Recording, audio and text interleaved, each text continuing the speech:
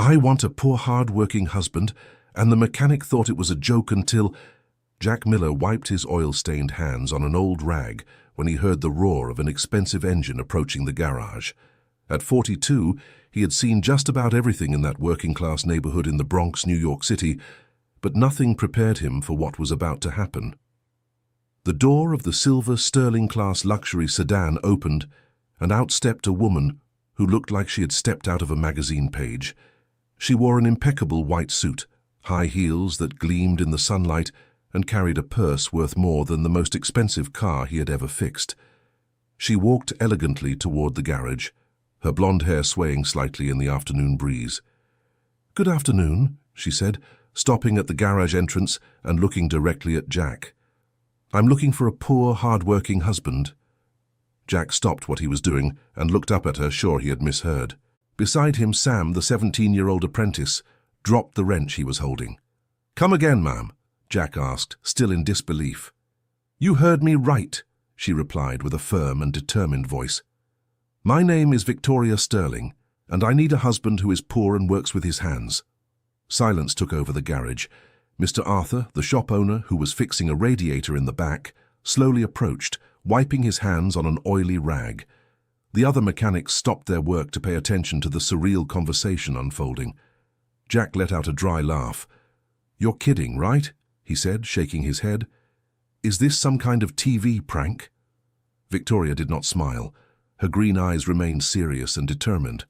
"I'm not kidding, Mr. Miller," she replied, and Jack was startled to realize she knew his name. "I came here specifically looking for you." "How do you know my name?" Jack asked, starting to feel uncomfortable. "I did some research," Victoria said simply. "You have exactly the profile I'm looking for. You're hard-working, honest, have a teenage daughter to raise on your own since your wife passed away 5 years ago, and everyone in the neighborhood speaks highly of your character." The mention of his late wife Sarah made Jack harden his expression. No one talked about Sarah to him, especially not a rich stranger who showed up out of nowhere with absurd proposals. "You have no right to snoop into my life," he said, his voice rising. "And I don't know what kind of joke this is, but I'm asking you to leave." Victoria opened her purse and pulled out a leather folder. From it, she took some papers and handed them to Jack. "It's no joke," she said. "This is a marriage contract. It's already filled out with all the necessary clauses." Jack took the papers, unable to believe what he was seeing. It was indeed a contract, drawn up by a renowned law firm. He quickly read some passages, and his astonishment only grew. "You're really serious," he muttered. "Completely serious," Victoria confirmed. "I'm the heir to one of the largest fortunes in the state of New York City. My grandfather, the founder of the family fortune, left a very specific clause in his will." Victoria paused and looked around the garage, observing the tools, the cars being repaired, the honest work environment. "He determined that I could only access my inheritance if I married a man of humble origins who works with his hands and proves to be honest and hard-working. I have until I turn 40 to fulfill this condition, which means I have exactly 3 months left." Sam, who had moved closer to hear better, let out a low whistle. "Wow, boss," he whispered. "She's like a princess looking for a commoner." Victoria looked at the young apprentice and, for the first time, offered a half-smile. "Something like that," she said. Mr. Arthur, who had remained silent, stepped closer. "And how much money are we talking about here?" he asked without beating around the bush. $300 million, Victoria answered without hesitation. The silence that followed was deafening. Jack felt as if someone had sucked all the air out of the garage. $300 million was an amount he couldn't even properly imagine. $300 million, repeated Sam, eyes wide. "That's right," Victoria confirmed, "and half of that amount would be immediately available for my husband to use however he sees fit." Jack shook his head vigorously. "No, no, and no," he said, tossing the papers back at Victoria. "I'm not merchandise to be bought, ma'am. You can keep your money and your contract." Victoria picked up the papers calmly. "I expected this reaction," she said. "That's why I came prepared to be patient. I'll come back here every day until you accept." "You'll be wasting your time," Jack retorted. "Because I'll never accept an offer like that. I have my dignity. "Dignity doesn't pay the bills," said Mr. Arthur, looking meaningfully at Jack. "And it won't save a garage from bankruptcy." Jack looked at his boss with surprise. It was the first time Mr. Arthur had mentioned financial problems in front of everyone. "What are you talking about?" Jack asked. Mr. Arthur sighed heavily. "The truth is, we're struggling, Jack," he admitted. "The rent is 2 months overdue, we have suppliers demanding payment, and if a solution doesn't come soon, we'll have to close down." The revelation hit everyone like a bucket of cold water. Sam seemed to turn pale, and the other mechanics exchanged worried glances. "Why didn't you say anything before?" Jack asked.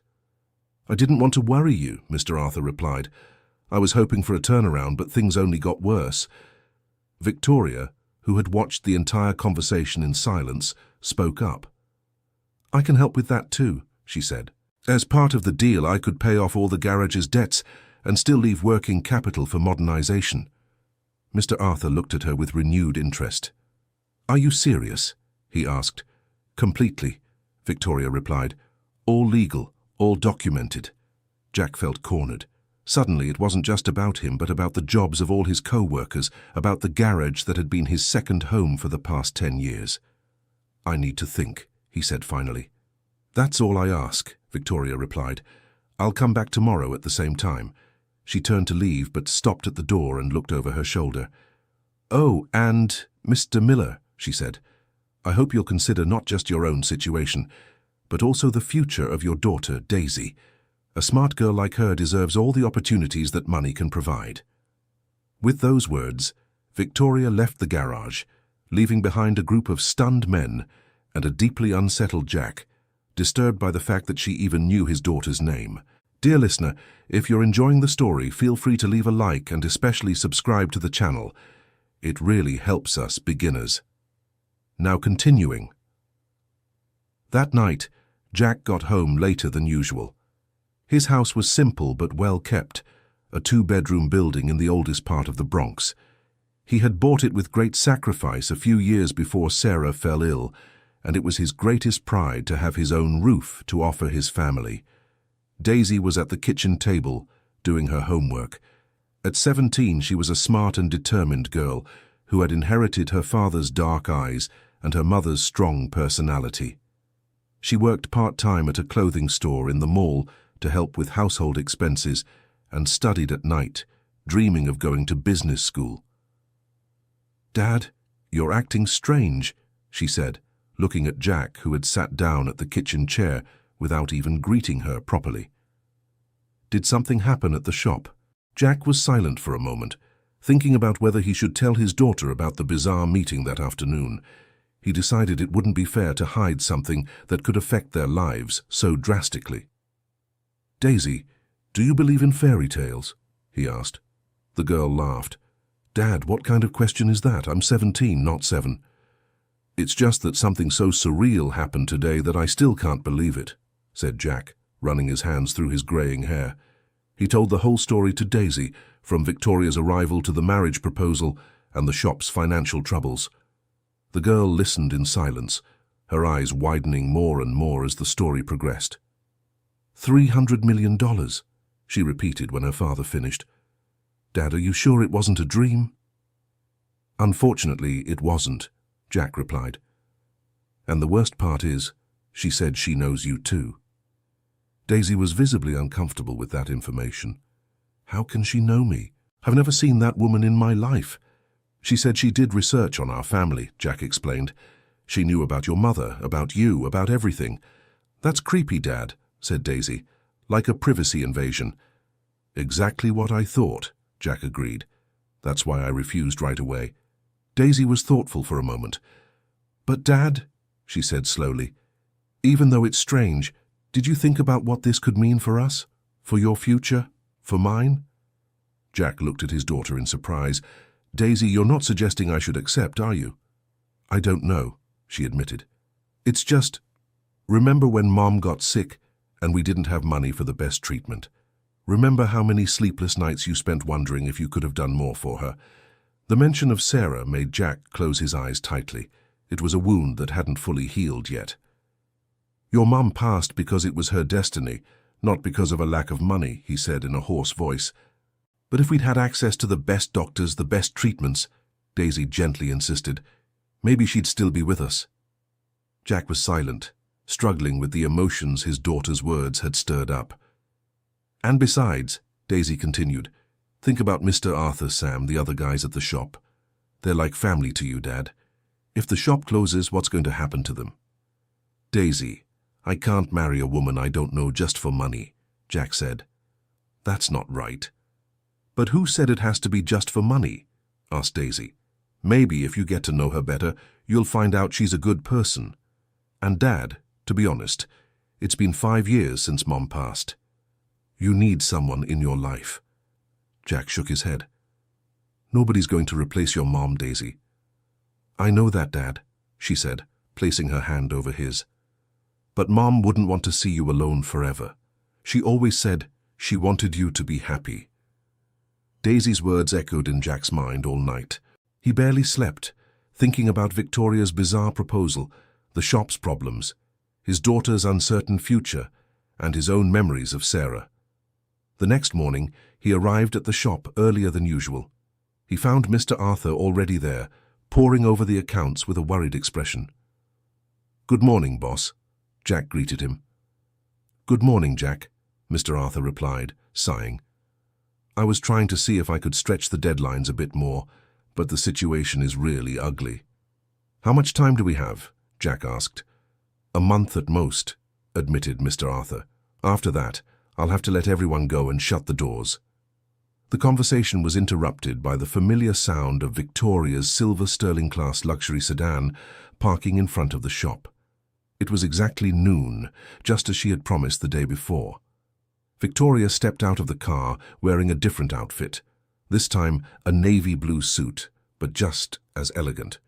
She walked with the same determination as the day before. Good morning, Mr. Miller, she greeted. Mr. Arthur. Good morning, Ma'am, Mr. Arthur replied, visibly more respectful than the day before. Victoria walked straight up to Jack. Have you thought about my proposal? She asked. I have, Jack admitted. But I still think it's all very strange. How can I be sure you're not some kind of con artist? Victoria smiled for the first time since she had shown up at the shop. That's a fair question, she said. What can I do to prove my sincerity? For starters, Jack said, explain to me why your grandfather did something like this. What kind of man forces his granddaughter to marry a stranger? Victoria's expression grew more serious and wistful. My grandfather, Arthur Sterling, was a mechanic, she said, just like you. Jack raised his eyebrows, surprised. Really? Absolutely, Victoria confirmed. He started out fixing cars in a small shop here in New York City back in the 1950s. He worked 16 hours a day, saved every penny and slowly built himself up in life. She paused and looked around the shop, as if she were seeing something others couldn't. He met my grandmother when she brought her father's car in for repairs. She was the daughter of a wealthy industrialist, and my grandfather fell head over heels for her. But back then, the social gap between them was an impossible chasm to cross. And what happened? Asked Sam, who had come closer to hear the story. My grandfather worked even harder, Victoria continued. He opened his own shop, then a second one, then started investing in other businesses. In 10 years, he had built a small empire, all to be worthy of asking for my grandmother's hand. And did he succeed? Jack asked, now interested in the story. He did, Victoria replied with a sad smile. They got married and were very happy. They had my father, who later had me. But my grandfather never forgot his roots. He always said that money only has value if it's used to build something good, and that honest work was the foundation of everything. Mr. Arthur nodded, clearly relating to the story. Your grandfather was a wise man, he remarked. He really was, Victoria agreed, but he was also worried. He saw many children and grandchildren of friends become shallow and spoiled because of wealth. He didn't want that to happen to me. Hence the clause in the will, Jack concluded. Exactly, Victoria confirmed.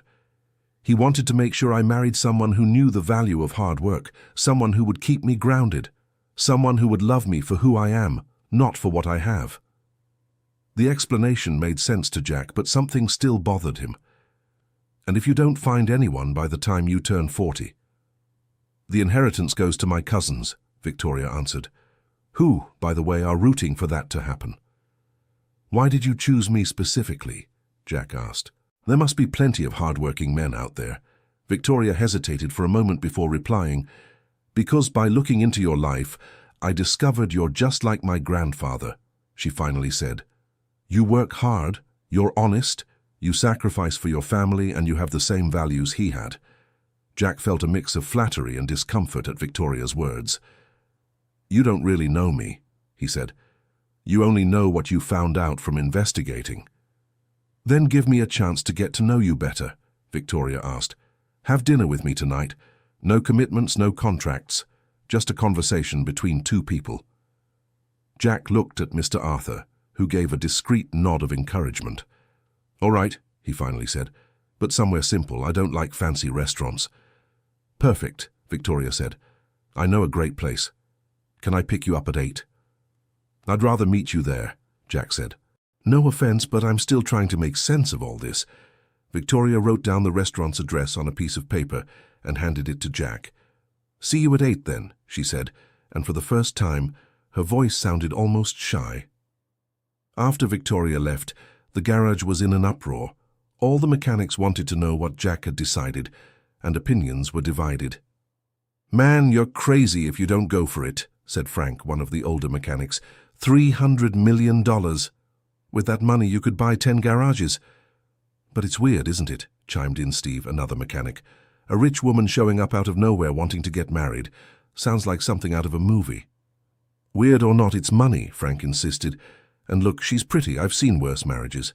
Sam, who had stayed quiet during the discussion, spoke up. "I think she looks sad," he said. "Like rich but lonely. Maybe she needs you as much as you need her." The young apprentice's observation made Jack think. He had noticed something melancholy in Victoria's green eyes, but had chalked it up to the unusual situation. At 8 o'clock that night, Jack arrived at the restaurant Victoria had suggested. To his surprise, it wasn't a fancy place, but a small family-run spot in the Bronx, known for its home cooking and cozy atmosphere. Victoria was already there, seated at a corner table. She had swapped her suit for a simple, modest dress, and Jack noticed she looked younger and more approachable this way. "Good evening," he greeted, sitting down across from her. "Good evening, Mr. Miller," she replied. "Do you like the choice of place?" "To be honest, I'm surprised," Jack admitted. "I was expecting something more elegant." Victoria smiled. "I like places like this," she said. "Simple, genuine. They make me feel more like myself." They ordered their food, and at first the conversation was a bit stiff. Jack was still uncomfortable with the whole situation, and Victoria seemed nervous, very different from the confident woman who had shown up at the garage. "Can I ask you a personal question?" Jack asked once the food arrived. "Sure," Victoria replied. "Have you ever been married?" Victoria lowered her eyes to her plate. "I was engaged once," she said, 3 years ago, to a lawyer named Blake Harrington." "What happened?" Victoria sighed. "When he found out about my grandfather's will clause, everything changed," she explained. "He didn't fit the required profile, obviously. He was from high society, had never done a day of manual labor in his life. And then? He tried to convince me to contest the will in court," Victoria continued. "He said he'd find a way to get around my grandfather's demands. When he realized I wouldn't do that I respected my grandfather's wishes too much, he broke off the engagement." "I'm sorry," Jack said sincerely. "I was sorry back then too," Victoria admitted. "But later I realized he didn't truly love me. He loved the idea of the money I represented. When he saw he might not get access to it, he lost interest in me." Victoria's honesty touched Jack. For the first time, he began to see her not as a rich woman making an absurd proposal, but as a person who had been hurt. "That must have been hard," he said. "It was," Victoria confirmed, "especially because I realized most of the men who approached me were only interested in my money. That's why my grandfather's clause makes sense." "How so?"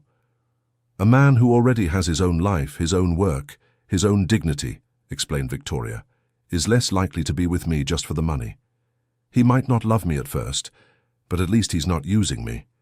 Jack grew thoughtful. And you? He asked. What do you feel for me? Because let's face it, you don't really know me either. Victoria blushed slightly.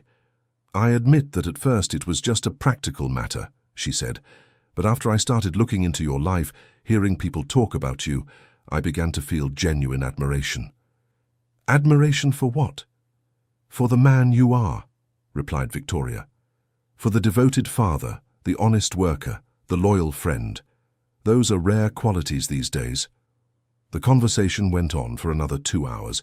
Jack learned that Victoria had a degree in business administration, that she liked to read, that she had traveled the world but felt empty most of the time, and that her biggest dream was to have a real family. Victoria, in turn, listened to Jack talk about Sarah, about the difficulties of raising Daisy on his own, about his passion for cars and mechanics, and about his fears and hopes for the future. When they said goodbye at the restaurant door, both were more relaxed. Thanks for dinner, Jack said. It was eye-opening. For me too, replied Victoria. Can I visit you at the shop tomorrow? Sure, Jack agreed, but I haven't made any decisions yet. I know, said Victoria. I just hope you'll give me a real chance to get to know you better. On his way home, Jack reflected on the evening. Victoria had turned out to be a very different person from what he expected. More human, more vulnerable. Still, the whole situation remained surreal. At home, he found Daisy awake, waiting to hear how the meeting had gone. So, Dad, she asked eagerly, how was it? Better than I expected, Jack admitted. She's different from what I thought. Different how? More human, Jack said. Less arrogant. Actually, even kind of fragile. Daisy smiled. See? I told you to give her a chance to get to know her better. Still, Daisy, it's a very complicated situation, Jack said. Marrying someone for money. But who said it would be just for the money? Daisy asked. If you two really like each other, it would be a real marriage, right? Jack didn't know what to say. For the first time since Victoria had shown up in his life, he began to seriously consider the possibility. The next morning, Victoria showed up at the shop at exactly the same time. This time, though, she didn't just come to make the proposal. She came with a different attitude. Mr. Miller, she said, may I watch you work? Jack looked at her with surprise. Why? I want to understand what you do, Victoria explained. I want to get to know your world. I don't know if that's a good idea, Jack said. You might get your clothes dirty, and besides, it's dangerous for someone who isn't used to it. I brought appropriate clothes, Victoria said, showing a bag she was carrying. And I promised to be careful. Mr. Arthur, who had been watching the conversation, stepped in. Let her stay, Jack, he said. She won't get in the way. Jack sighed and agreed. Victoria went to the shop's restroom and came out wearing a mechanic's jumpsuit she had bought especially for the occasion. The transformation was striking. Without high heels and elegant clothes, she looked like a completely different person. Wow, Sam commented. You look like a different person. Victoria laughed, and Jack noticed it was the first time he saw her genuinely laugh. I feel more comfortable like this, she admitted. Throughout the morning, Victoria watched Jack work. She asked smart questions about what he was doing, showed genuine interest in the technical details, and even tried to help when possible. Why did you choose to be a mechanic? She asked while watching him change the oil in a car. My father was a mechanic, Jack replied. I started helping him when I was a kid, and I found out I had a knack for it. I like fixing things, making them work right. That must feel good, Victoria said. Taking something broken and making it run perfectly. It does, Jack agreed. There's something satisfying about it.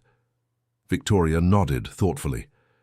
I've never fixed anything in my life, she admitted. I've always had people to do everything for me. Sometimes I wonder if that's why I feel so useless. Victoria's honesty surprised Jack. He stopped what he was doing and looked at her. You're not useless, he said. You just grew up in a different world. Yeah, Victoria agreed. A world very different from yours. At that moment, a well-dressed man entered the shop. He wore an expensive suit and had an arrogant look on his face. When he saw Victoria in her coveralls, his expression shifted to one of shock and contempt. Victoria? he said. "What the hell are you doing here dressed like that?" Victoria tensed visibly. "Blake," she said, "what are you doing here?" "I came looking for you," replied the man, whom Jack recognized as Victoria's ex-fiancé. "Your cousins told me you were acting crazy, but I didn't think it would go this far." Blake looked around the shop with disdain, then fixed his gaze on Jack. "And you must be the mechanic," he said mockingly. "The man Victoria believes she's going to marry." "Blake, stop it," Victoria pleaded. "Victoria, have you completely lost your mind?" Blake said, ignoring her plea. "Look at you, dressed like a factory worker, getting dirty in this filthy garage. That's not you." Jack felt anger rising. No one was going to insult his shop or humiliate Victoria in front of him. "You can leave," Jack said, his voice controlled but firm. "You weren't invited, and you're bothering her." Blake laughed scornfully. "Bothering her? You think you have some claim over her? Do you know who she is? Do you know how much money she has? What would a woman like Victoria do with a man like you?" "Blake, enough!" Victoria shouted, clearly embarrassed. "It's true, Victoria," Blake continued. "Do you think you'll be happy living in a world like this? Do you think you can turn your back on everything you've always been?" "I never asked to be who I am," Victoria shot back, tears in her eyes. "And I was never happy being the person you want me to be." "You're confused," Blake said, reaching for her arm. "Let's get out of here. We can talk calmly, find a solution to the inheritance issue." "Take your hands off her," Jack said, stepping forward. Blake stared at him defiantly. "Or what, mechanic? You going to hit me? Get me dirty with grease?" The tension in the shop was at its peak. All the employees had stopped working to watch the scene. "I don't need to hit anyone," Jack said calmly. "I just need to ask you to leave, and if you don't leave quietly, I'll call the security from the mall next door." Blake seemed to realize he was outnumbered and changed tactics. "Victoria," he said, turning to her, "think about what you're doing. Think about the life we could have together. I love you truly." "If you truly loved me," Victoria replied, wiping away her tears, "you wouldn't have broken off our engagement when you found out I might not inherit the money." "I was protecting our future," Blake protested. "No," Victoria said firmly. "You were protecting your greed, and now you can leave. I don't want to talk to you anymore." Blake turned red with rage. "You'll regret this, Victoria," he said. "When you find out that man only wants your money just like everyone else, you'll remember my words." With that, Blake stormed out, leaving a heavy silence in the workshop. Victoria was clearly shaken. Jack walked over to her. "Are you all right?" he asked. "I am," she said, but her voice was trembling. "I'm sorry about that. I didn't expect him to show up here." "You don't have to apologize," Jack said. "The jerk was him, not you." Victoria smiled through her tears. "Thank you for defending me," she said. "Any decent person would have done the same," Jack replied. At that moment, Jack realized something had shifted inside him. Watching Victoria be humiliated and disrespected, he'd felt a genuine need to protect her, not because of the money, but because of her. "Mr. Miller," Victoria said after she'd composed herself, "may I make a request?" "Of course." "I'd like to meet your daughter," she said. "I believe if we're going to consider this union, she should have a say." Jack nodded. It was fair. "All right," he said. "But I'll warn her first. I don't want it to be a surprise for her either." That afternoon, Jack told Daisy about the meeting at the workshop and about Victoria's request. "She wants to meet me?" Daisy asked, looking surprised. "She does," Jack confirmed. "She said if we're going to consider this union, you should have a say." "That was nice of her," Daisy admitted. "Most people don't even remember I exist." "So you're up for talking to her?" "Of course, Dad," Daisy said. "Actually, I'm curious to meet the woman who's got your head all twisted up." The following evening, Victoria visited Jack's house. She came dressed simply, in jeans and a casual blouse, carrying a box of pastries. "Good evening, Daisy," she greeted when the girl opened the door. "I'm Victoria." "Good evening," Daisy replied, sizing Victoria up from head to toe. Over dinner, which Daisy had prepared especially for the occasion, the conversation started out formal. Daisy was polite but reserved, clearly evaluating the woman who intended to marry her father. "Your father told me you work and study," Victoria said. "It must be tiring." It is, Daisy confirmed, but it's necessary. I've always learned that we have to chase our goals. What kind of goals do you have? Victoria asked. I want to go to business school, Daisy replied. I dream of having my own company one day. Victoria smiled. That's a beautiful dream, she said. I also graduated in business. Really? Daisy seemed more interested. And what do you do? To be honest, Victoria admitted, I've never really worked. I've always lived off the family inheritance. Victoria's honesty impressed Daisy. And don't you miss it? She asked. Having an occupation, a purpose? I miss it a lot, Victoria confessed. That's why I admire you two so much. You know what it's like to earn things through your own effort.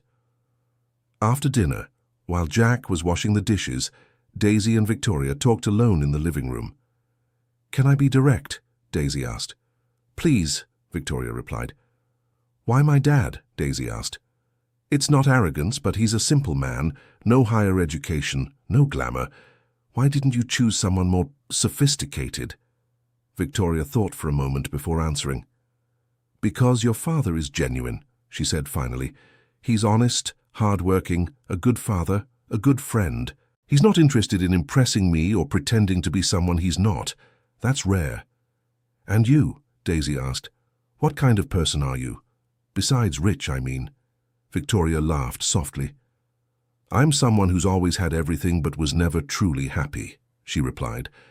Someone who's looking for a life with meaning. And do you think you'll find that with my dad? I hope so, Victoria said sincerely, and I hope I can contribute to his happiness too. Daisy was silent for a moment. You know my dad still loves my mom, right? She said finally. I know, replied Victoria, and I don't expect to replace her. I only hope to find my own place in his heart, if he allows it. The maturity of the response touched Daisy. You know what impresses me most about you, she said. What? You could have chosen any desperate worker who'd accept your proposal without question, said Daisy. But you picked the toughest, proudest one, the one who put up the most resistance. Victoria smiled. Maybe that's exactly why I chose him, she said. When Victoria left that night, Daisy talked to her father. So? Asked Jack. What did you think of her?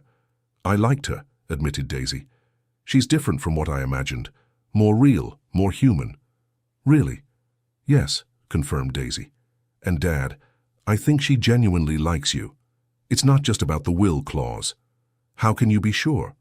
By the way she looks at you, said Daisy. And by the way she talks about you. There's real affection there. Daisy's words moved Jack. For the first time he seriously considered that maybe Victoria was truly interested in him as a person, not just as a solution to her problem. In the following days, Victoria kept visiting the workshop daily. But now it wasn't just to insist on the proposal.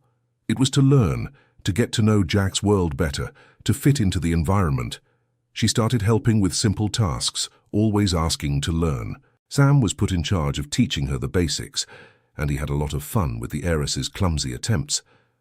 Mrs. Victoria, Sam said one day, you can't tighten the screw like that. It'll break. What do you mean? Asked Victoria, confused. You have to feel the resistance, explained Sam patiently. When the screw is in the right spot, it stops turning naturally. If you force it beyond that, it breaks. Victoria tried again, this time more carefully. I did it, she exclaimed when the screw clicked into place.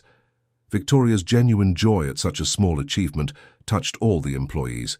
Jack watched from a distance, wondering how anyone could get so emotional over something so simple. One afternoon, Mrs. Sarah, Jack's mother, showed up at the workshop for a surprise visit. At 70, she was small but strong, having raised 3 children on her own after her husband died in a work accident. Son, she said, hugging Jack, I came to check out the workshop. It's been a while since I've been here. Mum, what a nice surprise, said Jack. How are you? Fine, thank God, replied Mrs. Sarah. But who's that young lady over there? She was pointing at Victoria, who was helping Sam organize the tools. Mum, said Jack a bit awkwardly, there's a complicated story. Jack quickly told his mother about Victoria and her proposal. Mrs. Sarah listened in silence, with a thoughtful expression. Can I meet her? She asked. Sure, Mum. Jack called Victoria over and made the introductions. "Mrs. Sarah, this is Victoria.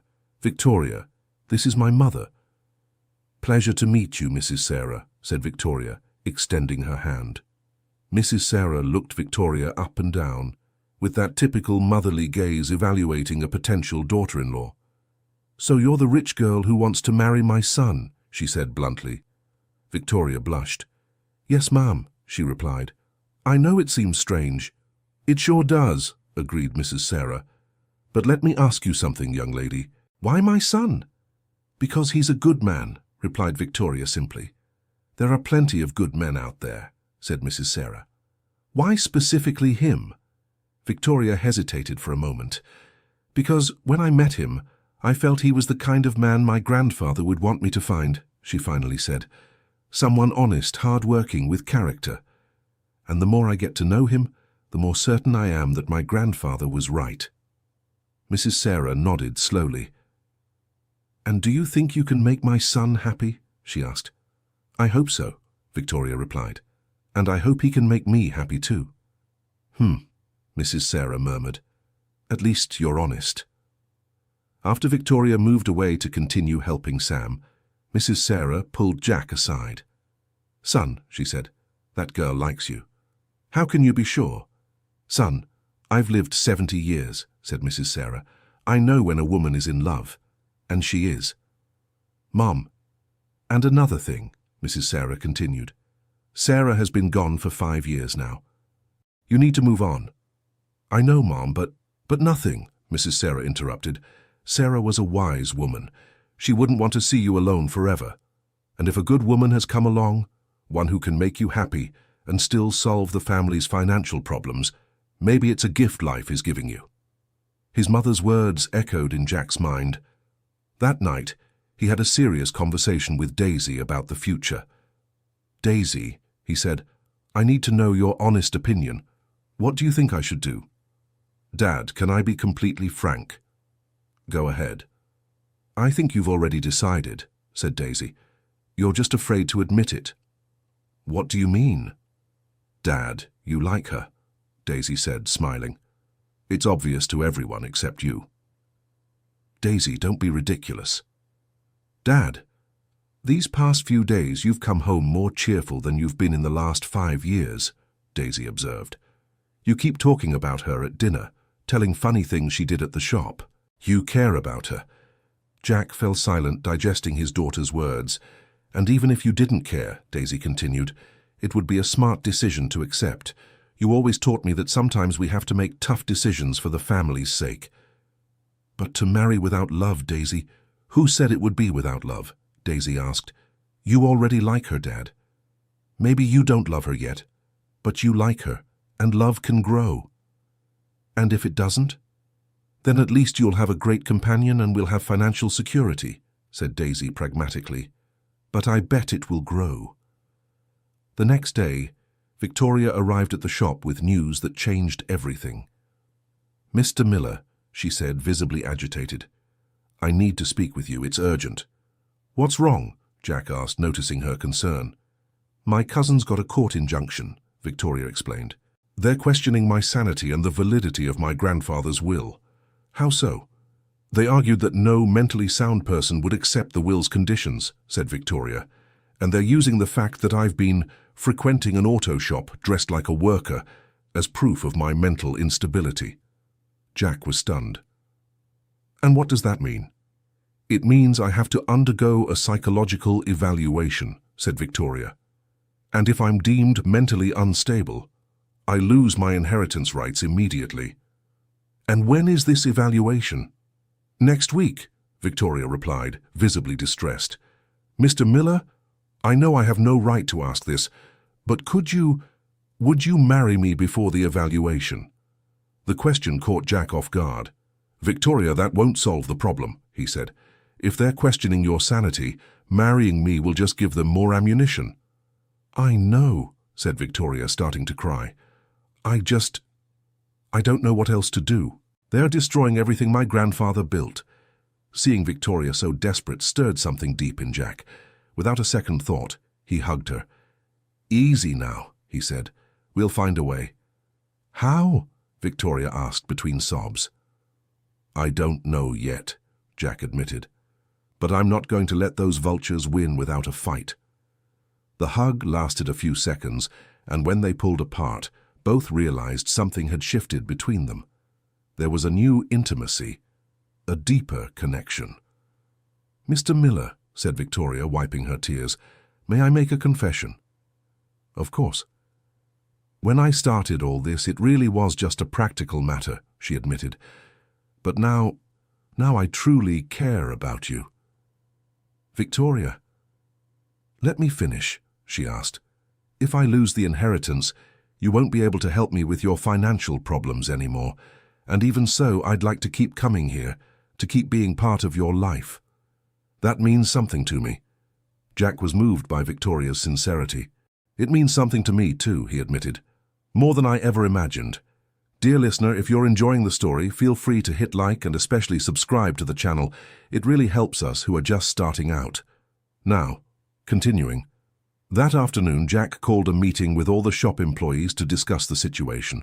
He explained about the injunction and the attempts by Victoria's cousins to prevent her from receiving the inheritance. That's not fair, Sam protested. Mrs. Victoria is the sanest person I know. Exactly, Frank agreed. She's just trying to fulfill her grandfather's wish. The problem is that in court, sometimes being right isn't what matters, Mr. Arthur said. It's what can be proven. So we have to prove that she's a normal, balanced person, Jack said. How? Steve asked. By showing how she's integrated here, Sam suggested. How she learned to work, how she adapted. And by showing she's not just here for the money, Frank added. That she genuinely cares about people. The conversation was interrupted by Victoria's arrival, accompanied by a well-dressed, middle-aged man. Good afternoon, she greeted. This is Dr. Daniel Harrison, my lawyer. The lawyer greeted everyone politely and asked to speak privately with Jack and Victoria. Mr. Miller, Dr. Daniel said, Victoria told me about your situation. I need to be direct. Her chances of winning this legal dispute are slim. Why? Jack asked. Because her cousin's arguments make sense from a legal standpoint, the lawyer explained. A wealthy woman abandoning her life of luxury to hang around an auto repair shop can be interpreted as erratic behavior. But she's just trying to fulfill her grandfather's will, Jack protested. Yes, but the will itself can be seen as a cruel and unreasonable imposition, Dr. Daniel said. The cousins argue that no serious grandfather would put his granddaughter through this. Victoria was visibly downcast. So there's no hope, she asked. There is one possibility, the lawyer said. If you two get married before the evaluation, and if we can prove it's a marriage based on genuine feelings, not a financial transaction, we might have a chance. And how do we prove that? Jack asked. Witnesses, Dr. Daniel said. People who can attest that you've developed a real relationship, that there's genuine affection between you. But we're not married, Victoria noted. How can people testify about a relationship that officially doesn't exist? They can testify about what they've observed, the lawyer explained. The way you treat each other, the changes Victoria has shown since she started coming to the shop, the signs that real feelings are involved. Jack and Victoria exchanged glances. Mr. Miller, Victoria said, I know it's a lot to ask, but... I accept, Jack said, surprising everyone, including himself. Seriously? Victoria asked, her eyes shining. I seriously, Jack confirmed, but with one condition. What's that? That it's a real marriage, Jack said. Not just a performance for the court. If we're doing this, it's for real. Victoria smiled through her tears. That's all I wanted to hear, she said. Mr. Arthur seemed relieved. Great, he said. I'll take care of the necessary paperwork. We can schedule the wedding for the end of the week.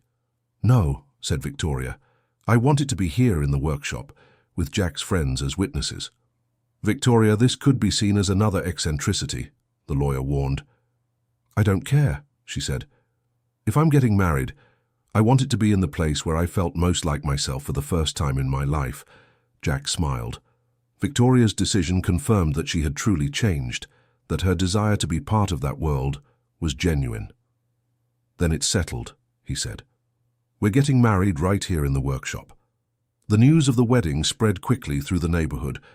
Reactions were mixed. Some thought it was romantic, others considered it Jack's lucky break, and there were still the skeptics who believed it was nothing more than a media show. Mrs. Sarah was put in charge of organizing the preparations. Despite the simplicity of the venue, she wanted it to be a dignified ceremony. "Son," she said to Jack on the eve of the wedding, "are you sure about what you're doing?" "I am, Mom," Jack replied. "For the first time in 5 years, I'm sure of something."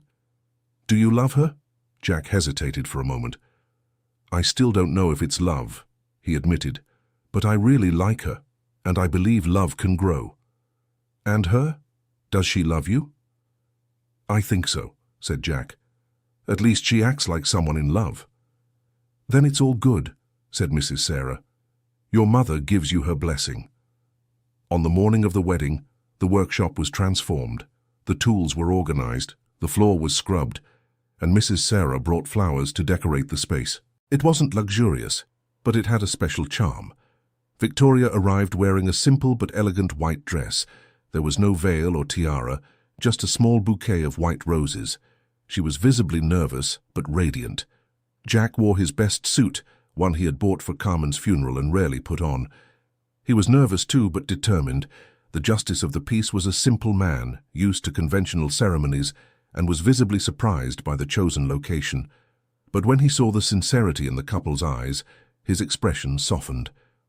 "We are gathered here," he began, "to celebrate the union of Jack Miller and Victoria Sterling in marriage. Present were all the workshop employees, Mrs. Sarah, Daisy, some neighbors, and Victoria's lawyer. It was a small but warm group. "Jack Miller," the judge continued, "do you take Victoria Sterling as your wife, promising to love and respect her in joy and sorrow, in health and sickness, until death do you part?"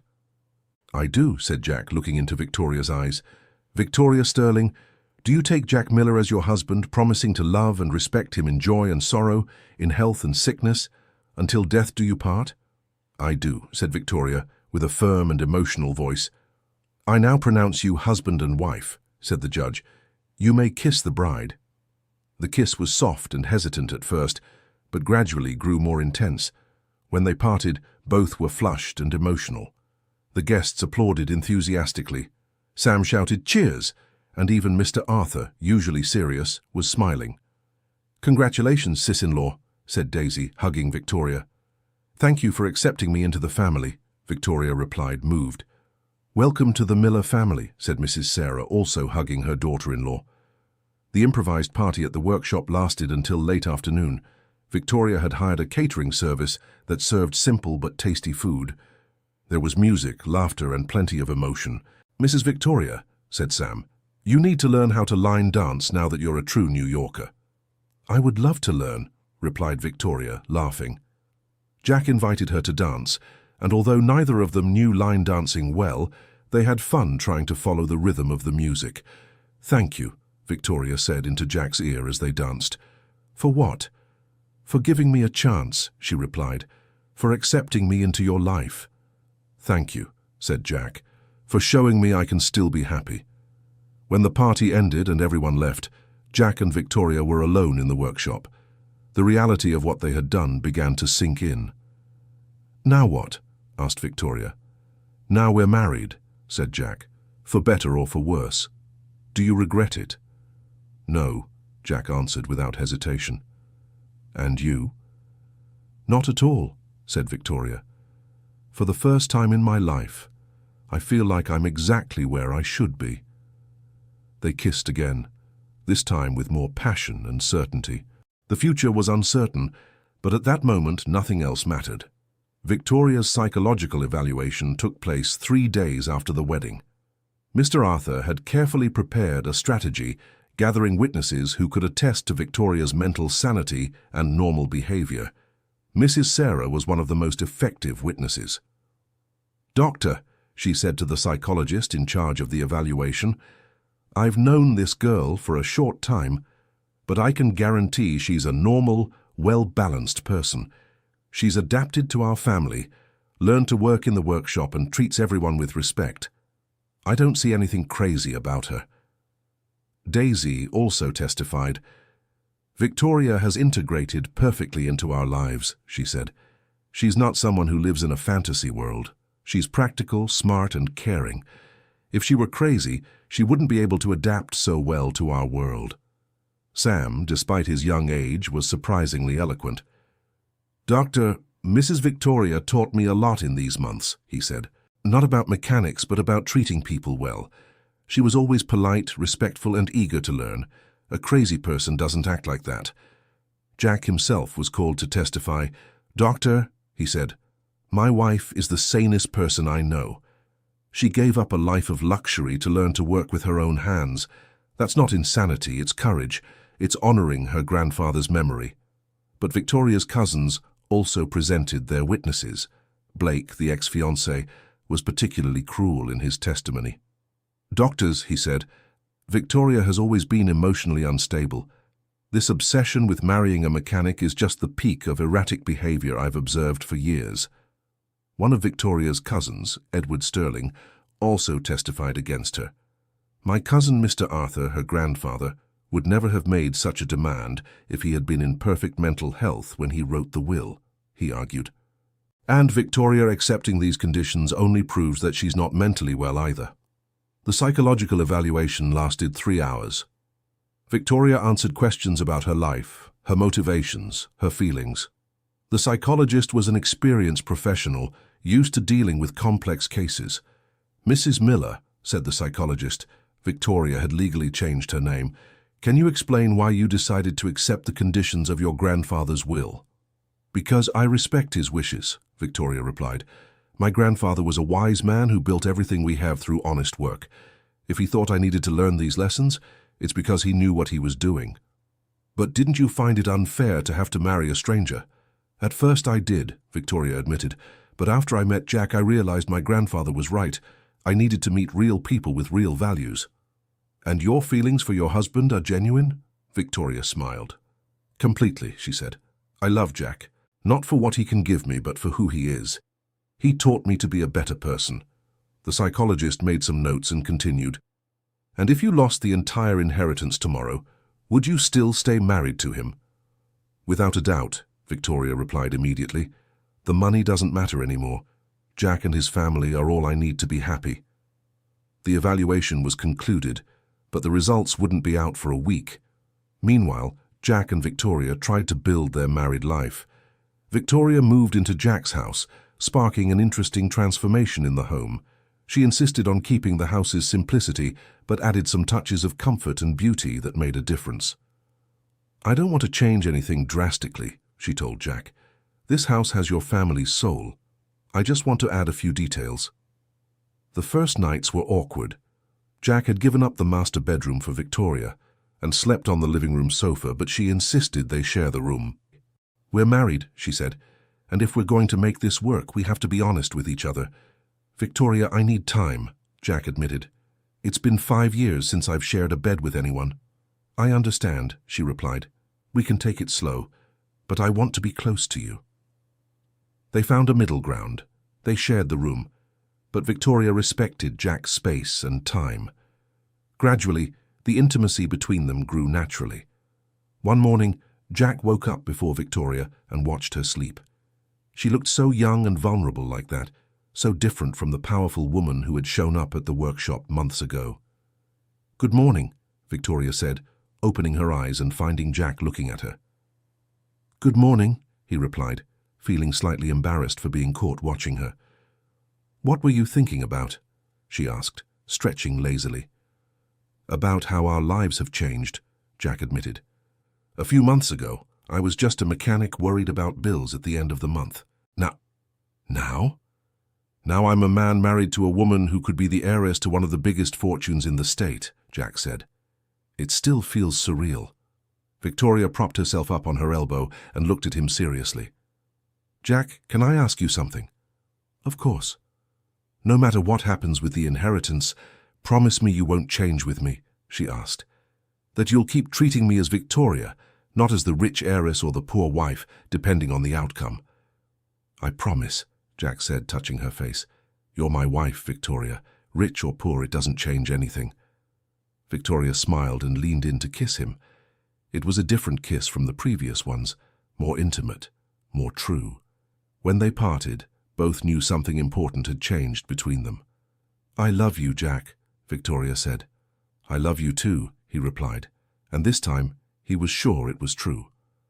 At the workshop, Victoria's presence as Jack's wife changed the dynamic of the place. She was no longer the eccentric rich woman learning mechanics on a whim, but part of the family that kept the business running. "Mrs. Victoria," Mr. Arthur said one day, "I wanted to talk to you about an idea." "Of course, Mr. Arthur. What is it?" "I was thinking," he said, "regardless of what happens with your inheritance, how about we turn part of the workshop into a technical school?" Victoria was interested. "What do you mean?" "A place where young people from the neighborhood can learn mechanics, electrical work, other trades," Mr. Arthur explained. "You have business knowledge, Jack has the skill, I have the experience. We could make something beautiful." "I'd love to," Victoria said enthusiastically. "Even if I don't have access to the inheritance, we can start small and grow from there." The conversation was interrupted by the arrival of an unexpected person, Clementine Sterling, Victoria's older cousin, and one of the main challengers to the will. Clementine was a 50-year-old woman, elegant and imposing, radiating authority and money. She wore expensive clothes and flashy jewelry and looked at the garage as if she were entering a contaminated place. "Victoria," she said coldly, "we need to talk." "Hi, Clementine," Victoria replied, visibly tense. "What do you want?" "I want to offer you one last chance to be sensible," Clementine said. Jack approached, sensing the tension in the air. "Victoria, is everything okay?" he asked. "Jack," Victoria said, "this is my cousin Clementine. Clementine, my husband, Jack." Clementine looked at Jack with obvious disdain. "So you're the mechanic," she said, "the man who agreed to marry my cousin for money." "With all due respect, ma'am," Jack said politely but firmly, "I married Victoria because I love her. Money had nothing to do with it." Clementine laughed scornfully. "How romantic," she said sarcastically. "Victoria, do you really believe that?" "I do," Victoria answered firmly. "Then you're more unstable than we thought," Clementine said. "But I came here to give you one last chance." "What chance?" "Give up this charade," Clementine said. "Annul this marriage. Abandon this ridiculous life you're leading, and we'll drop the challenge to the will. You can keep part of the inheritance, not all, but enough to live well." "And what would my share be?" Victoria asked. 10 million, Clementine replied. "A generous amount for someone who's clearly not fit to manage 300 million. Victoria looked at Jack, who remained silent, leaving the decision entirely up to her. "No," Victoria said after a moment. "What do you mean, no?" Clementine said, startled. "I won't accept," Victoria confirmed. "I won't annul my marriage, I won't abandon my new life, and I won't take scraps of what's rightfully mine." "Then you've chosen," Clementine said, visibly irritated. "You'll end up with nothing." "If that's my fate," Victoria said, "at least I'll have nothing beside the man I love." Clementine looked around the garage one last time. "I hope it's worth it," she said. "I hope this dirty place and these crude men make up for a life of luxury and comfort." "They do," Victoria answered without hesitation, "because here I'm a real person, not a rich doll with no purpose." Clementine stormed out, leaving a tense atmosphere behind. "Victoria," Jack said, "are you sure about your decision? $10 million is a lot of money." "I couldn't be more sure," Victoria replied. "Jack, these past months have been the happiest of my life. I wouldn't trade this for all the money in the world." She kissed him in front of everyone, a kiss full of passion and determination. The garage employees spontaneously applauded. "Mrs. Victoria," Sam said, "you're braver than most men I know." "Thank you, Sam," Victoria replied, emotional. "You are all my family now." A week later, the results of the psychological evaluation came in. Mr. Arthur summoned Jack and Victoria to a meeting in his office. "I have good news," he said as soon as they sat down. "Victoria has been deemed completely sane. The psychologist concluded that her decisions, though unconventional, are perfectly rational and based on solid values." Victoria sighed with relief. Does that mean the inheritance is mine? Not yet, the lawyer said. The cousins have filed an appeal claiming the evaluation was biased, but it's a weak argument. I believe in a few more weeks we'll have the final decision. And if they win the appeal? Jack asked. That's unlikely, Mr. Arthur replied. But if they do, Victoria loses everything. I've already made peace with that possibility, Victoria said. What matters is that I know I made the right choices. Jack took her hand. We'll face anything together, he said. As they waited for the final decision, Jack and Victoria's life settled into a happy routine. She continued working at the shop, had become a competent mechanic in basic tasks, and was helping Mr. Arthur with the business management. Evenings were dedicated to family. Victoria and Daisy had developed a close relationship, almost like mother and daughter. The girl was preparing for college entrance exams, and Victoria helped her with her studies. Victoria, Daisy said one night, can I tell you a secret? Of course. At first, I was afraid you would take my dad away from me, Daisy admitted. But you did the opposite. You brought more unity to our family. Thank you for giving me a chance, said Victoria. I never had a real family before. Or a sister, added Daisy, smiling. Mrs. Sarah had also fully accepted Victoria. The two spent afternoons chatting in the kitchen, and the older woman taught her daughter-in-law traditional recipes. Victoria, Mrs. Sarah said one day, can I tell you about Arthur? Arthur? Which Arthur? Your grandfather, Mrs. Sarah replied. I knew him. Victoria almost dropped her coffee cup. What do you mean? In the 1980s he fixed my husband's Beetle, Mrs. Sarah recounted. He was a good man, hard-working, always polite. When he became wealthy, he didn't forget the people in the neighborhood. He helped many people anonymously. I didn't know, said Victoria, moved. He always said that money only had value if it was used to do good, Mrs. Sarah continued, and that honest work was the foundation of everything. That's why he made that demand in the will. He wanted you to learn those values. And I did, said Victoria, thanks to Jack and this family. A week later, Dr. Daniel called with urgent news. Victoria, I need you and Jack to come to my office immediately, he said. What happened? Asked Victoria, worried. The court's final decision has arrived, the lawyer replied. I'd rather tell you in person. Jack and Victoria rushed to the lawyer's office. During the drive, Victoria was visibly nervous. Regardless of the outcome, said Jack, I want you to know it doesn't change anything between us. I know, Victoria replied, but I'm still scared. At the office, Dr. Daniel received them with a serious expression. Have a seat, he said. I have several pieces of news to give you. Please, Victoria begged, tell me quickly. The first news, said the lawyer, is that your cousin's appeal was rejected. You have been definitively deemed mentally competent. Victoria sighed with relief. And the second news, the court recognized the validity of your grandfather's will, Dr. Daniel continued. All the conditions have been met. You married an honest working man from humble origins, within the established deadline. Does that mean? It means the inheritance is yours, the lawyer confirmed. $300 million, plus the accumulated earnings from the past few months. Victoria began to cry with emotion. Jack hugged her, also moved.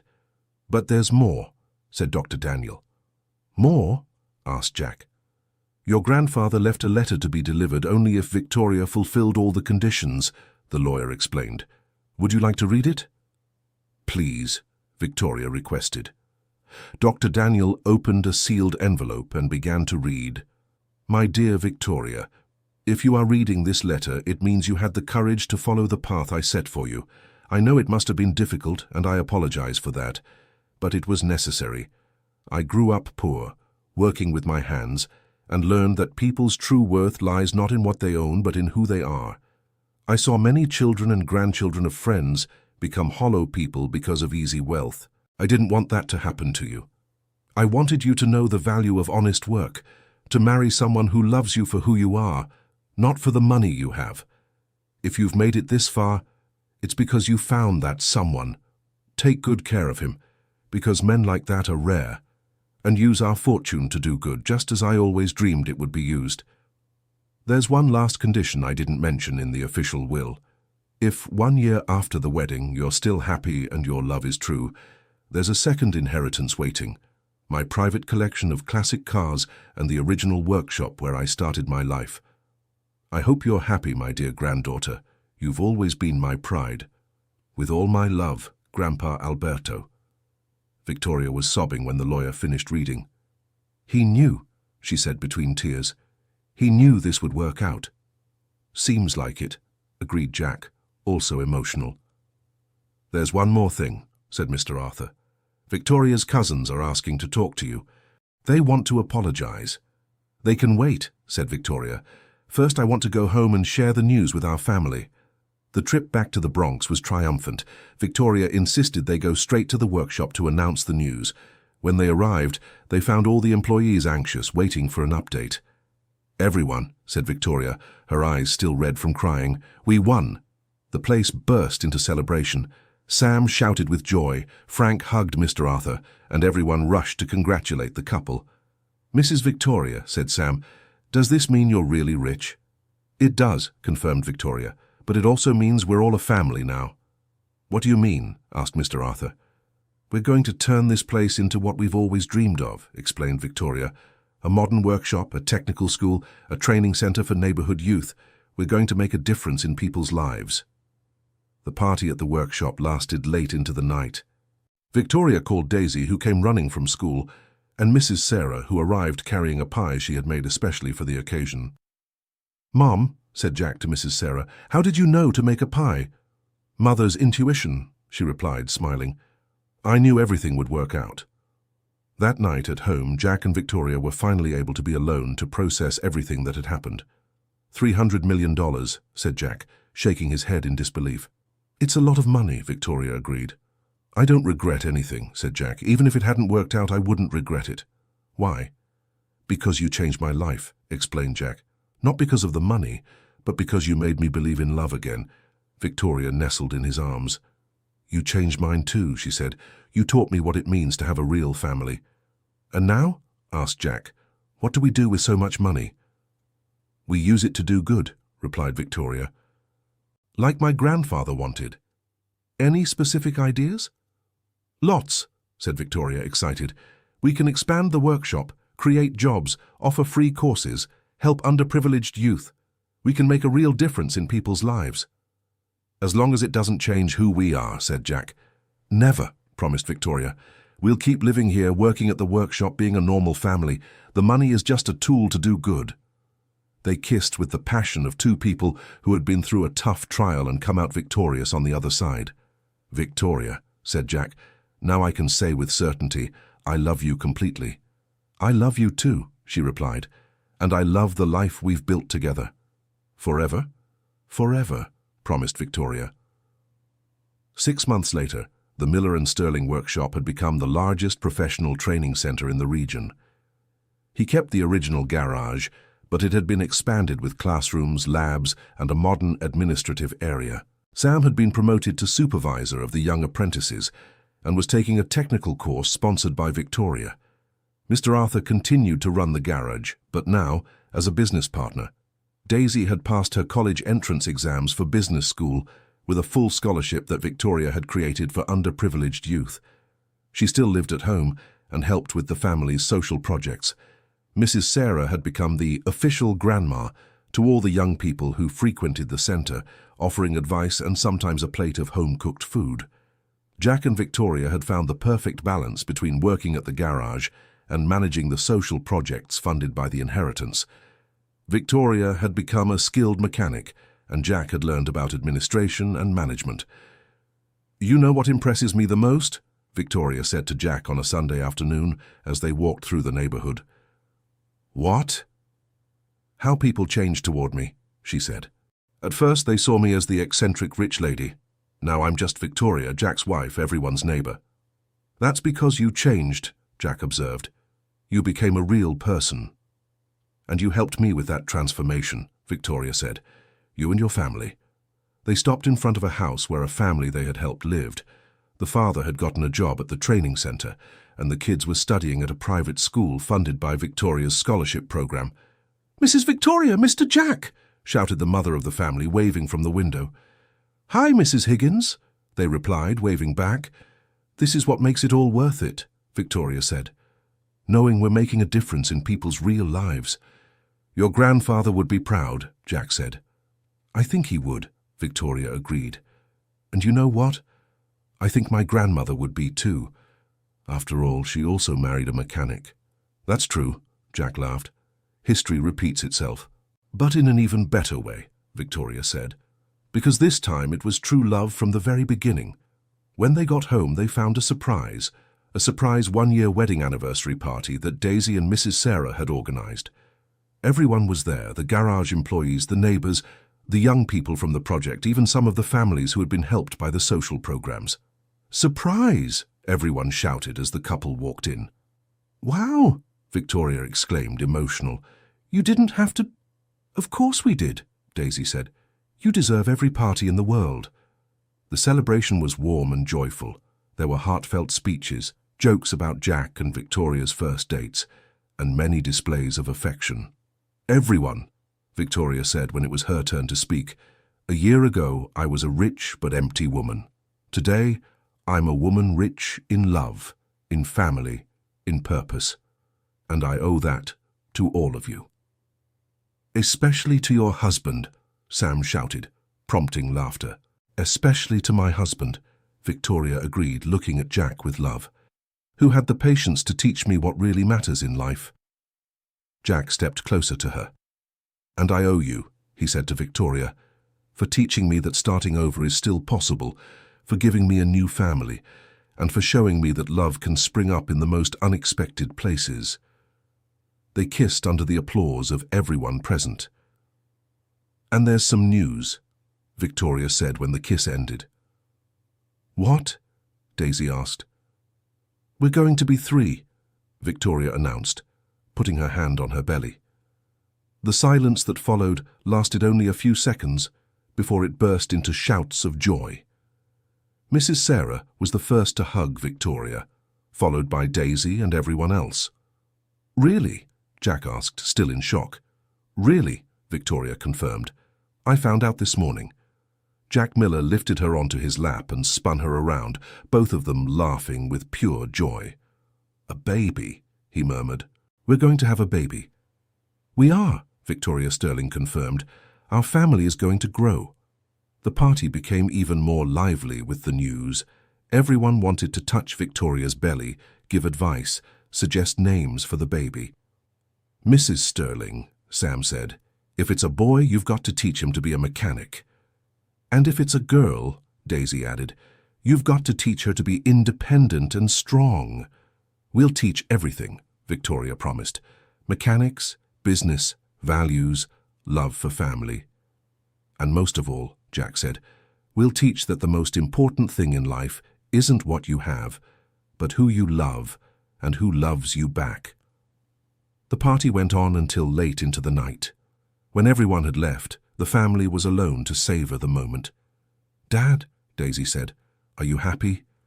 "Happier than I ever thought I could be again," Jack replied. "And you?" "Me too," Daisy said. "Gaining a stepmom, and now a little brother or sister. It's like a dream." "And you, Victoria?" Jack asked. "Are you happy with the life you chose?" Victoria looked around the simple house full of love, thought about the workshop that had become her second home, the family she had gained, the baby she was expecting. "I wouldn't trade it for anything," she said. "This is the life I always wanted without knowing it." "Even with all the early struggles?" Daisy asked. "Especially because of the struggles," Victoria replied. "They showed me that you accepted me for who I was, not for what I had." Jack hugged her from behind, his hands resting on her still flat belly where their child was growing. "Thank you," he whispered in her ear. "For what?" "For showing up at my workshop that day," he said. "For insisting even when I resisted. For changing our life for the better." "Thank you," Victoria replied, "for teaching me what it means to truly love." 9 months later, Michael Miller Sterling was born, a healthy and loud baby who brought even more joy to the family. The workshop got a makeshift nursery where Victoria took care of her son while she worked. Michael grew up among screwdrivers and spreadsheets, learning early on that honest work is noble and that family is everything in life. When he turned 5, the training center founded by Jack and Victoria had become a national model, replicated in several cities. Thousands of young people had learned trades and changed their lives through the project. Victoria and Jack still lived in the same simple house, worked in the workshop, lived the lives of ordinary people with extraordinary resources dedicated to the common good. "Daddy," Michael said one day, playing with his toy tools, "when I grow up, am I going to be a mechanic like you?" "You can be whatever you want, son," Jack replied. "Mechanic, manager, doctor, teacher. The important thing is to work honestly and love your family." "And help people," Victoria added, "just like Grandpa Arthur taught." "Who's Grandpa Arthur?" Michael asked. "He was the great-grandfather you never met," Victoria explained. "But he made all this possible because he knew that true love and honest work are the greatest treasures in life." Michael nodded seriously, as if he understood the depth of the words. "So he was cool?" "He was the best man in the world," Victoria said, "just like your dad." Jack smiled and kissed his wife. "And just like you'll be when you grow up," he said to Michael. Dear listener, if you're enjoying the story, feel free to hit that like button and especially subscribe to the channel. It really helps us who are just starting out. Now, moving on. The following years brought more changes to the Miller-Sterling family. Daisy graduated from business school with distinction and took over the management of the social projects, allowing Victoria to dedicate more time to working in the shop and caring for Michael. The training center had become a national reference for vocational education, and Victoria was frequently invited to speak about social responsibility and personal transformation. "I never thought I'd enjoy public speaking," Victoria remarked to Jack after a particularly successful lecture. "That's because you speak from the heart," he said. "People can feel your sincerity." "I learned that from you," Victoria replied. "To be genuine, to not be afraid to show who I am." One afternoon, while Victoria was playing with Michael in the shopyard, an unexpected visitor arrived, Clementine, the cousin who had once tried to convince her to call off the wedding. Clementine looked different, humbler, less arrogant. She brought flowers and seemed genuinely embarrassed. "Victoria," she said, "I came to apologize." Victoria stopped playing with Michael and stood up, surprised. "Apologize for what exactly?" "For everything," Clementine answered. "For trying to stop you from following your heart, for contesting Uncle Arthur's will, for doubting your love for Jack." "What changed?" asked Victoria, curious. "Life," Clementine said simply. "I lost my husband last year. My children are distant. And I realized that all the money in the world can't buy a united family like yours." Victoria felt compassion for her cousin. "I'm sorry for your loss," she said sincerely. "Thank you," Clementine replied. "Victoria, seeing what you've built here, I understood what Uncle Arthur wanted you to learn. It wasn't about the money, it was about finding what truly matters." "Exactly," Victoria confirmed. "And have you found it too?" "I'm trying," admitted Clementine. "That's why I came here. I wanted to ask if you would let me join the social projects. I have free time and would like to do something useful." Victoria smiled. "Of course you can," she said. "There's always room for one more person who wants to do good." "Mummy," interrupted Michael, tugging at Victoria's skirt, "who's this aunt?" "She's Mummy's cousin, Michael," Victoria explained. "Aunt Clementine." Michael reached out his hand to Clementine with the natural ease of a child. "Hi, Aunt Clementine," he said. "Want to see my workshop?" Clementine was visibly moved by the boy's spontaneity. "I'd love to," she replied. As Michael showed Clementine his toy tools, Victoria reflected on how life had a way of coming full circle.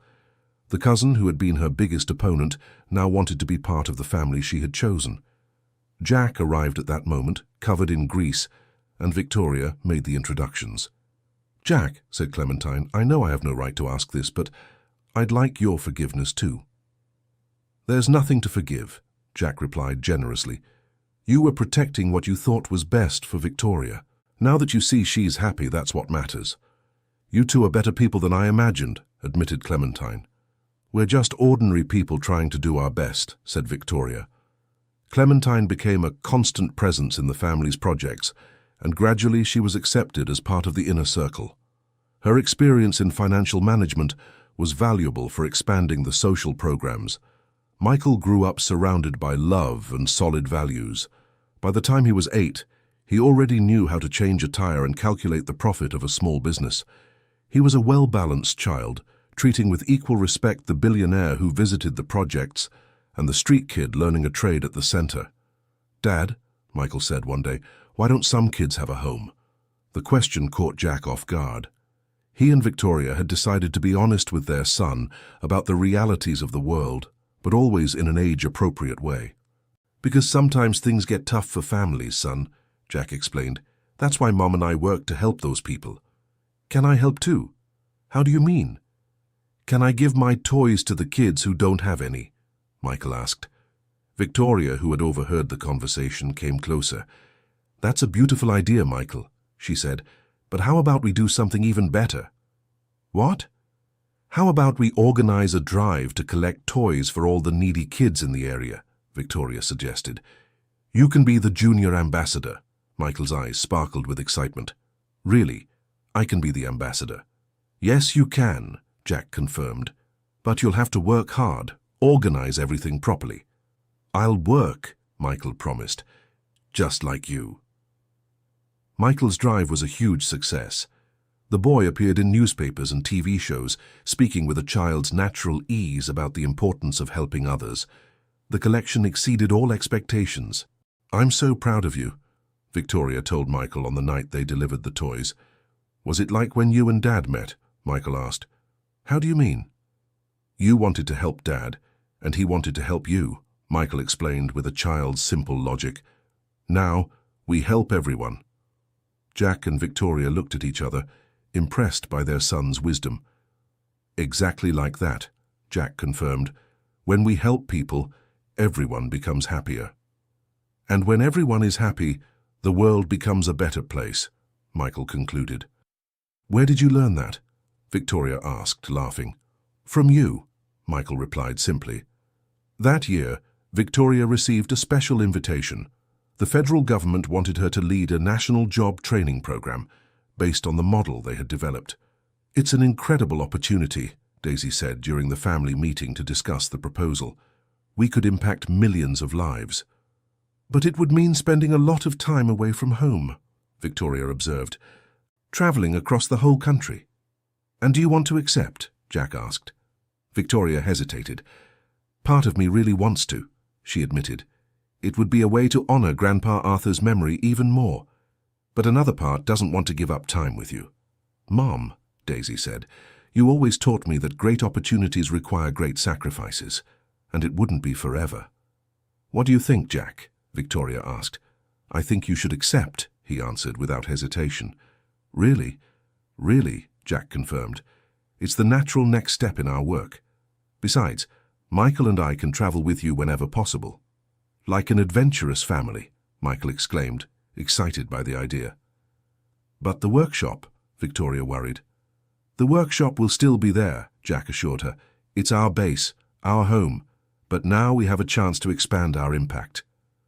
Victoria accepted the invitation, and the following years were filled with constant travel across the United States.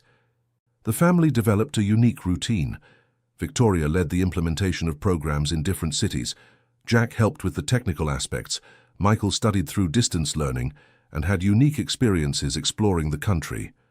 "Dad," Michael said one day while they were in a small town in Mississippi, "are all people the same on the inside?" "Why do you ask?" Jack wanted to know. "Because here in Mississippi, people talk differently, eat different things, but they smile just like people in the Bronx," Michael observed. "Exactly," Jack confirmed. "Deep down, everyone wants the same things: to have a family that loves them, a job that gives them dignity, and a chance to be happy. That's why Mom's program works everywhere." "That's exactly why, son," said Jack, proud of the boy's insight. At 15, Michael had already visited every state in the country and spoke with authority about its regional differences. He was a mature teenager, aware of his privileges, but also connected to the realities of the less fortunate. "Dad, Mom," he said during a family dinner, "I've decided what I want to do when I grow up." "What?" Victoria and Jack asked in unison. "I want to be a mechanical engineer and a business manager," Michael replied, "to unite both sides of our family, Dad's technical side and Mom's management side." "And where do you want to study?" asked Daisy, who at 30 had become a respected executive in the social business world. "Here in the United States," Michael answered without hesitation. "I want to study at a public university, like the kids in our program." Victoria was moved by the response. "Why?" she asked. "Because I've learned that the value of achievements isn't in how much they cost, but in how much you worked to get them," Michael explained. Jack smiled, recognizing his own words in his son's speech. "And after college?" he asked. "I want to go back to the Bronx," Michael said. "Expand the original workshop. Maybe start a factory for affordable economical cars. Create real jobs for the neighborhood." "That's a beautiful dream," said Victoria. "I learned from you that dreams are only worth it if they include other people," Michael replied. At that moment, Victoria realized that her greatest inheritance wasn't the $300 million she had received, but the values she had managed to pass on to her son and to all the young people who had gone through the family's projects. When Michael turned 18, the family organized a special party, not just to celebrate the boy's coming of age, but to celebrate 20 years of marriage for Victoria and Jack. 20 years, Victoria murmured, dancing with her husband in the workshop decorated for the occasion. "It feels like yesterday you showed up here looking for a poor, hard-working husband," said Jack. "And you thought it was a joke," Victoria recalled, laughing. "The best joke of my life," Jack said, kissing her. "Hey, lovebirds," Michael shouted. "Stop kissing. There are guests watching." The whole family laughed. The workshop was full of people who had been part of Victoria and Jack's journey, old and new employees, young people who had graduated from the programs, families benefiting from the projects, friends from all walks of life. "Everyone," Victoria said, asking for attention, "I'd like to give a special thanks." "Go ahead, Mom," Michael shouted. 20 years ago I was a lost woman, rich but empty," Victoria began. "Today I am rich in love, family, and purpose, and I owe that to all of you." "Especially to your husband," someone in the crowd shouted, sparking laughter. "Especially to my husband," Victoria confirmed, looking at Jack with love. "He taught me that a person's true value isn't in what they own, but in what they do with what they own." Jack walked up to her. "And I owe it to her," he said, "for reminding me that it's never too late to start over, to open your heart again, to dream of a better future." "And we owe it to both of you," said Daisy, taking the microphone, "for showing us that family isn't just blood, but choice, for choosing all of us every single day." The party went on until dawn. When everyone had left, the family was alone in the workshop, as they had been so many times over the years. "You know what I'm most proud of?" Victoria said, sitting on the workshop floor with her head on Jack's shoulder. "What?" Jack and Michael asked. "That we've managed to keep our essence," she said. "Even with all the money, all the projects, all the recognition, we're still the same people." "Better people," Jack corrected. "Because we grew up together." "And we're going to keep growing," Michael added. "The next generation of the Miller-Sterling family is going to do even more." "You bet it will," Victoria agreed. "Because it'll have the solid foundation you helped me build." The sun was rising when they finally went home. It was the start of another day, another year, another decade of shared life and common purpose. In the car, Michael said, "Dad, Mum, can I tell you a secret?" "Of course," they replied. "Sometimes I wonder what it would have been like if you two had never met," Michael said. "Why?" Victoria asked. "Because then I wouldn't exist," Michael explained. "And this wonderful world you created wouldn't exist either." Victoria started crying with emotion. "Michael, what a beautiful thing to say," she said. It's true, Michael insisted. You proved that sometimes the best things in life come from the most unexpected places, and that true love can change everything. Where did you learn to be so wise? Jack asked, also moved. From you, Michael replied. Always from you. 5 years later, Michael graduated in mechanical engineering from Metropolitan State University with top honors in his class. His thesis on sustainable industrial development in underserved communities won a national award. On graduation day, Victoria and Jack were in the front row, beaming with pride. "Son," Jack said as Michael stepped onto the stage to receive his diploma, "your mother would have been very proud." Victoria gently corrected him. "Your mother, Sarah, would have been proud," she said. "I'm here and I can say I'm incredibly proud." "Thank you for always honoring her memory," Jack said, kissing Victoria. "She was part of who you are, and I love everything you are," Victoria replied. In his graduation speech, Michael surprised everyone. "I'd like to dedicate this achievement to my parents," he said into the microphone. "Jack Miller, a mechanic, who taught me that honest work gives a man dignity. Victoria Sterling, a businesswoman, who showed me that privileges come with responsibilities. And Sarah Miller, who, even though she's no longer with us, still lives on in the love my father dedicates to our family." There wasn't a dry eye in the auditorium. After the ceremony, the family went to the Bronx to celebrate. The workshop had become a medium-sized industrial complex, but it kept a reserved space where it all began. "Michael," Victoria said, pointing to a new sign at the entrance, "this is your real inheritance." The sign read, "Miller Sterling Workshop, founded in 1985 by Arthur Sterling, expanded in 2023 by Jack and Victoria Miller, continued by Michael Miller. Honest work is the foundation of everything." Michael was moved. "It's perfect," he said. "Now it's your turn to write the next chapter of the story," Jack said. "With the same philosophy as yours," Michael promised. "Do good, keep your feet on the ground and never forget where we came from." 3 years later, Michael had implemented his first innovations in the company. A line of affordable electric cars, produced entirely in the Bronx, generating thousands of local jobs. The project, called Arthur Sterling People's Car, was a national success, proving it was possible to produce quality vehicles at affordable prices while maintaining social and environmental responsibility. "Grandpa Arthur would be proud," Victoria said, watching the first unit roll off the production line. "And Grandma Sarah, too," Michael added, who had grown up hearing stories about the grandmother he never got to meet. "Why do you think that?" Jack asked, curious. "Because she always said you were capable of great things," Michael replied. "And look how far we've come.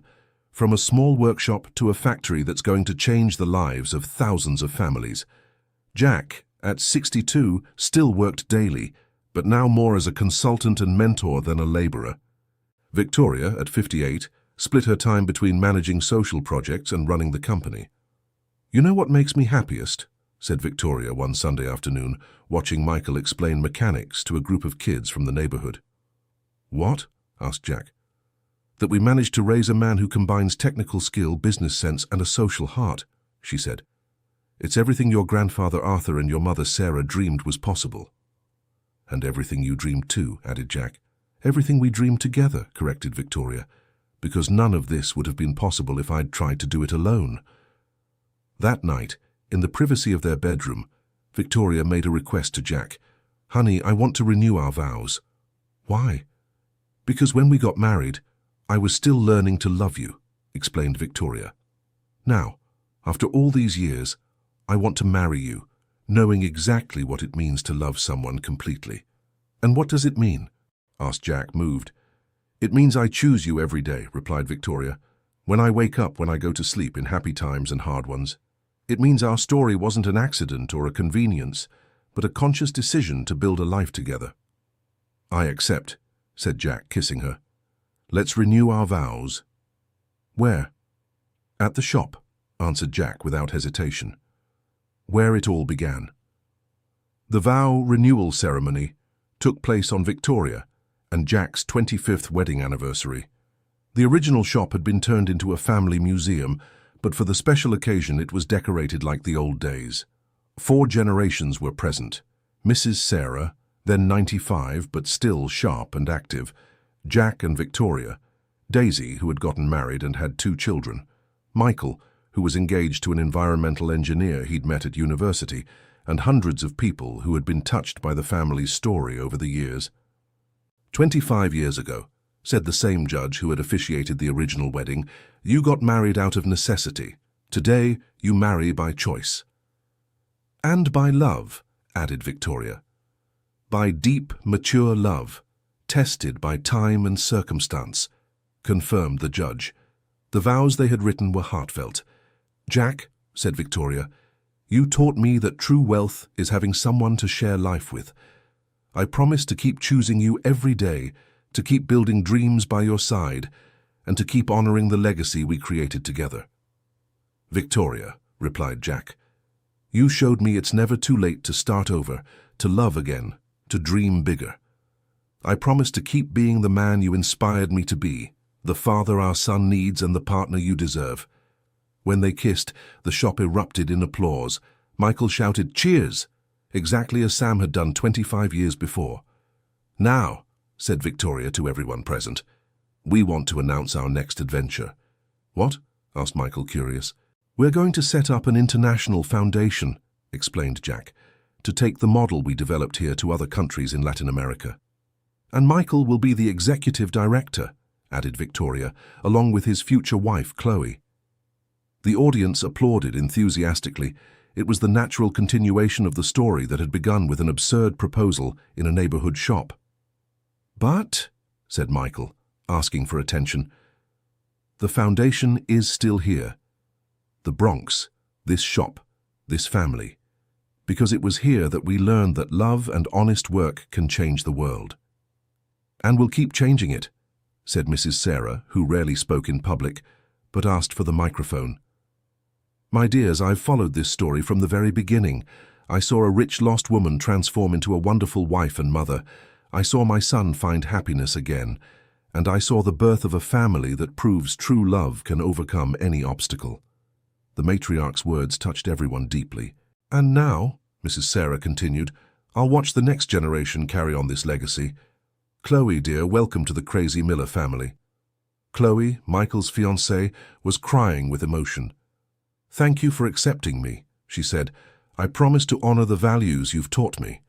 The only important value, said Victoria, is to love truly and do good whenever possible.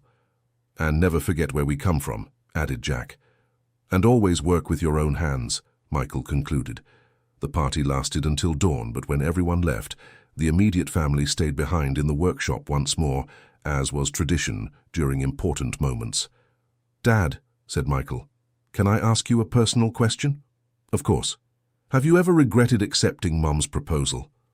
Jack looked at Victoria, who was sitting in an old chair, barefoot, looking exactly like the simple woman she had become. Never, he replied. It was the best decision of my life. And you, Mum? Michael asked. If you could go back in time, would you do it all the same? I'd do it all exactly the same, Victoria answered without hesitation, including the mistakes, the struggles, the uncertainties, because all of it brought us here. And if your grandfather Arthur hadn't put that clause in the will, then I would have never met your father, said Victoria, and you wouldn't exist, and this better world we've built wouldn't exist either. So, Grandpa Arthur was a genius. He was a wise man who understood that sometimes we need to be pushed in the right direction, said Jack, and that true love can bloom in the most unexpected places. Michael nodded thoughtfully. Dad, Mum, thank you, he said. For what?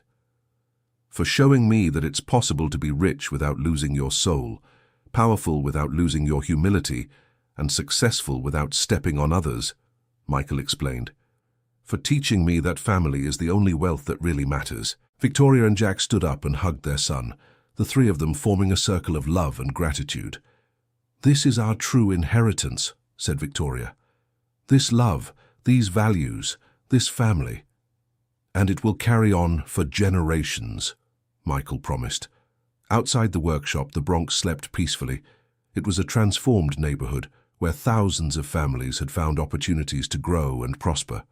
But at the heart of it all, in a workshop that had once received a desperate woman looking for a husband, 3 people silently celebrated the miracle of true love. "Let's go home," Jack finally said. "Let's," Victoria agreed. "This has always been our real home," said Michael, taking one last look at the workshop before they locked the door. "No matter where life takes us, this is the place where it all began, where our hearts met.